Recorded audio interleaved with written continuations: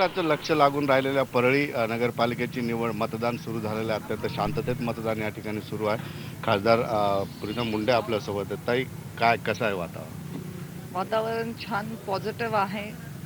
आता सुरुवातीच्या 2 तासांमध्ये पण 10 ते 12% वोटिंग झालेलं आहे आणि नेहमीचा कल असा राहिलेला आहे की मतदानाचं प्रमाण जास्त असेल तर पारडं भाजपचंच जड असतं. त्यामुळे या निवडणुकीत सुद्धा लोकांशी डे टू डे थेट संपर्क साधताना जसं वाटत होतं वातावरण प्रचाराच्या वेळी, तेच आज वाटतंय की मतदानात ते नक्कीच परावर्तित होणार आहे. तुम्ही खूप मेहनत घेतलेली आहे आणि तुम्ही टक्केवारी वाढली तर भाजपला फायदा होईल असं म्हणताय. किती टक्केवारीला असं वाटतं?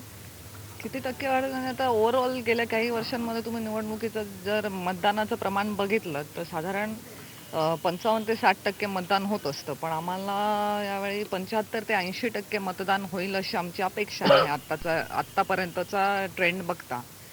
आणि मेजॉरिटी मतदान आमचंच राहील. त्यामुळे आम्ही नगराध्यक्ष आणि नगरसेवक सुद्धा मेजॉरिटीमध्ये भाजप आणि शिवसेना युतीचे. गडही तुमचाच होता आधी, त्यानंतर थोडे दिवस दुसरीकडे गेला, पुन्हा तुमच्या ताब्यात आहे.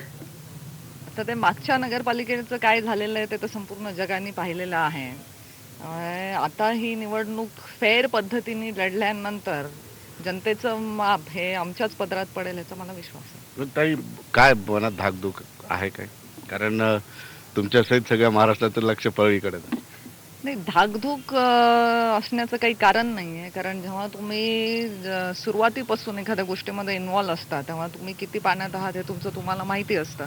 त्यामुळे धाकधूक असण्याचं मला काहीच कारण नाही आहे. मला पूर्ण विश्वास आहे की यावेळी परळीची सुजाण जनता नगरपालिकेची सत्ता एक हाती आमच्याच हातात देणार आहे, हा माझा विश्वास आहे. हा विश्वास गेल्या मेहनतीचा विश्वास यांच्या हाती लागतो काही पाहावा लागेल. कारण मुंडे भगिनी रात्रंदिवस रस्त्यावर फिरत होत्या लोकांना मतदानासाठी, आणि जो गड त्यांचा पारंपरिक गड आहे तो पुन्हा येईल का हे उद्या चित्र स्पष्ट होईल.